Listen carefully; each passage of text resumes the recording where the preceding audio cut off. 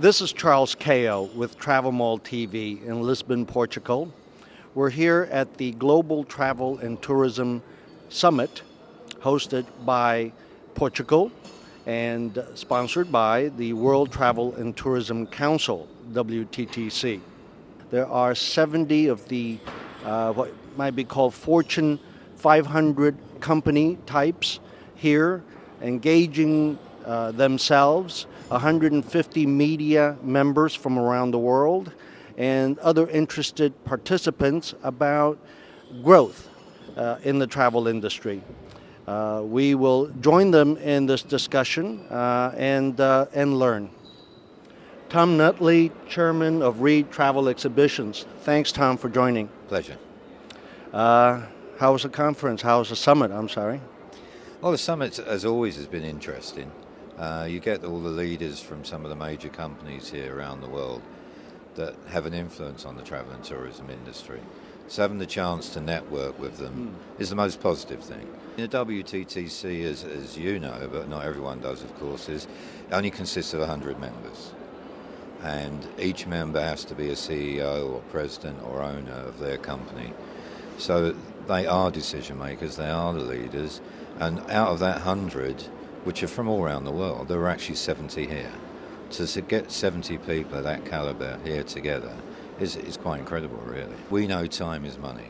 You know, time is a critical issue these days. So to get 70 top leaders from around the world to gather in one place for 2 or 3 days is unique, really.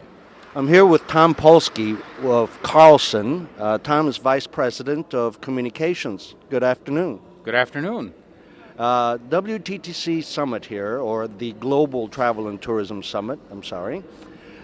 We've have had now 1 day of the full summit, and lots of interesting people have been saying lots of interesting things. What in particular is sticking to your mind that's been said?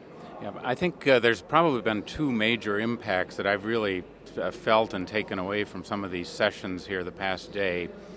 The first one is really around just the power and strength and growth of what's going on in the global travel and tourism industry and the size of the potential. And I think I heard at one point the term was used of we're really into what is called like a golden age of travel in the world, with some of these growing economies of India and China and the many new people that are experiencing the joy of travel and have the ability to do that for the first time. So I think, this industry is just on such a point of continuing growth and maybe even an explosion of growth in some parts of the world. So I think that potential is one of the impacts that I've felt here and heard. The other side of that coin, though, is really the ability of the travel infrastructure and of the world sites, et cetera, to really be able to accommodate that kind of growth. And I think that's what we're hearing. There's been a big focus on sustainability, environmental responsibility, and those kinds of things, because with this growth of the product and with the growth of new travelers, can the infrastructure and the sites and the places that people want to go sustain that kind of traffic? So I think we have to really be aware of that, work on that, and as an industry, make sure that we preserve our product, or otherwise it won't be there for all of these travelers. I'm here with Steve Porter, my newfound friend with Intercontinental Hotels Group, President of the Americas. Hi, Steve. Hey, Charlie. How you doing?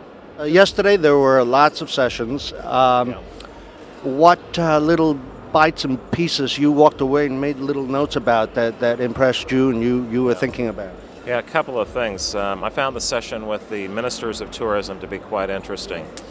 The reason I felt that to be the case, I think in every case, whether a minister of tourism or a prime minister from either a big country today or an emerging market, tourism is seen to be a key component of their growth plan to create economic vitality and create jobs and improve their society. I thought that was interesting. What I didn't hear, though, is is to what end are they embracing that? Is there a model that they're trying to migrate to? Is there a place where they want to land that would be deemed to be successful? And then how do they determine that to be the case? Just not that anybody's right or wrong. I just think that would be interesting to know. And the other thing I thought would be interesting for them to talk about is, especially if you're a minister of tourism or if you're a prime minister, tourism isn't the only thing that any country is worried about. They've got education, they've got health care, they've got other social considerations. So there's got to be a trade-off somewhere, because as you would listen to each person describe what their country was doing, it was as if that was the only place they were investing resource. I know their resources are scarce. Our resources are scarce. So I'd have loved to have heard about the tussles that go on behind the scenes and the policymakers to find, where are the trade-offs? There's got to be a pinch point. I'm here with Jeffrey Lippmann, Assistant Secretary General of the UN World Tourism Organization. Welcome, Jeffrey. Thank you, Charlie. Nice to see you again. On the issue of sustainability, which is the primary issue of our time, and it's a quadruple sustainability. We've all been talking about triple bottom line sustainability, social, economic, and environmental, and that's accepted. Now we have climate. It's a fourth peg, and it's a big peg, and it's a highly important peg. And probably we could add a fifth peg, which is the poverty debate. So WTTC is now talking this language. Now the question is, how will it play its part in an ecosystem that the private sector is a part of, but is not the entirety of? In fact, is only one of the major actors. It takes the public sector, it takes the private sector, it takes civil society, it takes this globally, regionally, and nationally to actually move us forward. Meanwhile, in the real goldfish bowl outside of our goldfish bowl, the public and the politicians are onto poverty and they're onto climate change. And the latter one, they're looking at tourism and they're saying, hey, here's an industry which says it's doubling every 10 years. It's invasive. It's got carbon footprints. Is it doing enough for poverty? Is it sustainable over the long term? That debate, which was relatively academic historically, has now become a mainstream debate. We've grown up as an industry, and we're a pretty major part of it. I'm here with Vincent Wolfington, Chairman of CARI International, Chairman Emeritus, CARI International, Inc. Emeritus. And immediate past Chairman of the World Travel and Tourism Council. Thank you for helping me with that.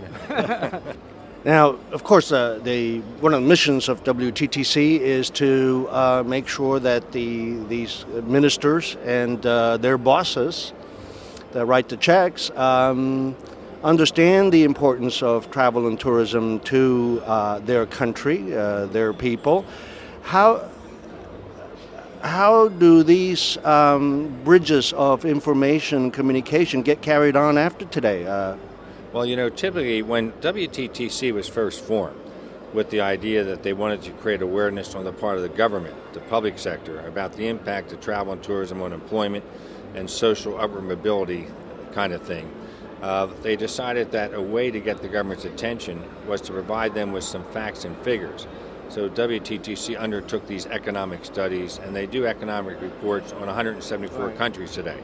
So I think what happens when they leave these meetings, many of them become aware that they can have a study done for their city or their country, or that there have already been studies been done for other cities and countries that are similar to theirs that they can look to, and they get the benefit of seeing what the economic impact.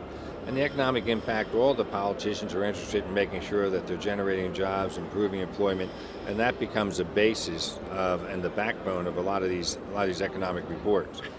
I'm here with Ron Androff, CEO of Tralliance, the .travel registry. Hi, Ron. Good morning. And we all believers of to be sustainable, it has to be profitable. Well, and that's true. But here at the summit, we talked about it, and I brought it up yesterday. I said to talk about sustainability and tourism and not mention the word internet at the conference is mind-boggling to me, because our entire industry is shifting online.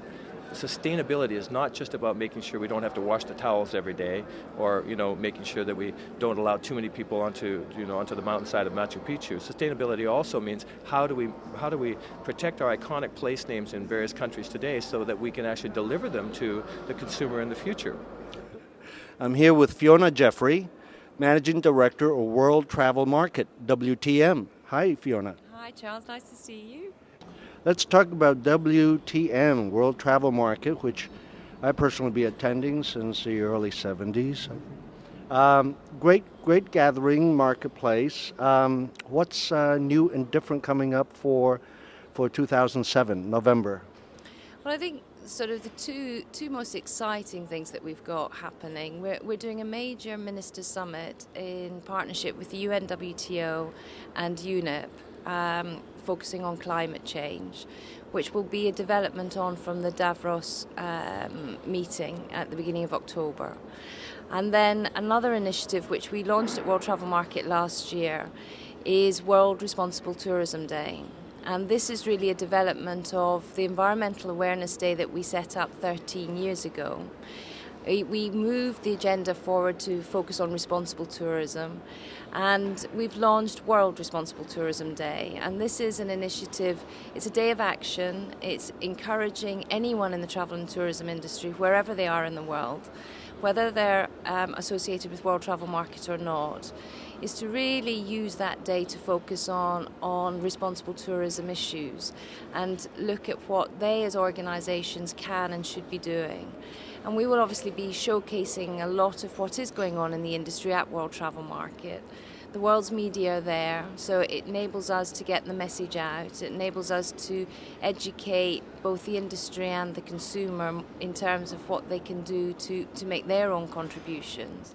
I'm here with Erika Harms, Director of Sustainable Development from the United Nations Foundation. Hi. Hello, Charlie. How are you? Great. Tell us about UN Foundation and the sustainable development type of projects your office is involved with. Sure. As you know, the United Nations Foundation was created by philanthropist Ted Turner, and it was started in 1998, and our objective is to support the UN and its causes. And we have three areas of operation. One is advocacy and education. The other one is working in partnership with the private sector to further the causes of the UN. And finally, it's the programs that we execute in four main areas, which are children's health, women and population, energy and climate change, and finally the Sustainable Development Program, biodiversity conservation. What we have done in my particular area over the last 8 years is to support the preservation of World Heritage Sites, to invest in the conservation and planning of these World Heritage Sites, particularly in the natural World Heritage Sites. And in this process, we've discovered that tourism has been an important aspect of what we do because it presents a threat, but it also has presented a very interesting opportunity for communities to be engaged in the dialogue of the preservation of the World Heritage Sites and provides them with good alternative livelihoods. Hello, my name's Graham McKenzie for Travel Mole TV for the Travel Channel, and this afternoon I have Uli Pango, who's the Minister of Tourism for Albania. Cultural tourism and something that's different is obviously something that attracts the baby boom generation and the most rapidly expanding places of the market. So what sort of policies are you putting in place to make sure that Albania remains Albanian for the tourists? Actually, for the time being, everybody who is interested in investing in the industry of tourism is being supported by the government. There are facilitations in terms of fiscal facilitations, There are a lot of assistance, even according to the new law, for people who are supposed to build up touristic villages or resorts. So they are moving very fast, and for the time being, we have about 700 hotels, different stars. We have about 900 so-called accommodation touristic centers. We are developing the tourism of families, or so-called house tourism, who are supposed to take part, people who used to visit in Albanian houses. At the same time, the tourism of adventure or the tourism of special interests is being developed by people, young people coming from abroad, from Western countries, who studied abroad and who used to invite VIP people coming from United Kingdom, from Germany, from France, and a lot of them are knowing better and better Albania. So the politics of Albanian government, which has proclaimed the tourism as one of the priorities, is going to having very, very soon 10 to 12% of GDP coming from tourism. So mainly focused on tourism, our economy is going very, very fast, and I hope in the next 5 or 7 years we are going to have a tourism very similar to tourism of Montenegro or of Croatia.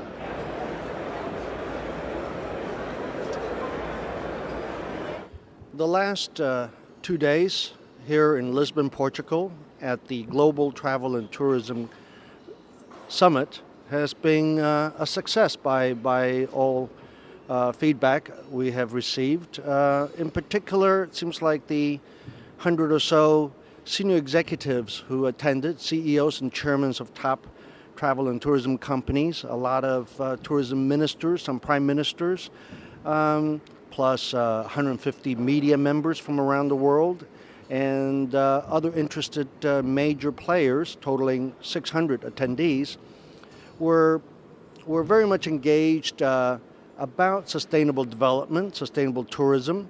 They all commented about learning a lot from the comments made by the tourism ministers and the diverse perspective they have about growth in tourism in the coming years and how they're dealing with it. And that this is going to be a subject that is going to be carried on throughout the year in coming summits. Thank you for joining us. Goodbye from Lisbon, Portugal. This is Charles Kao with Travel Mall TV.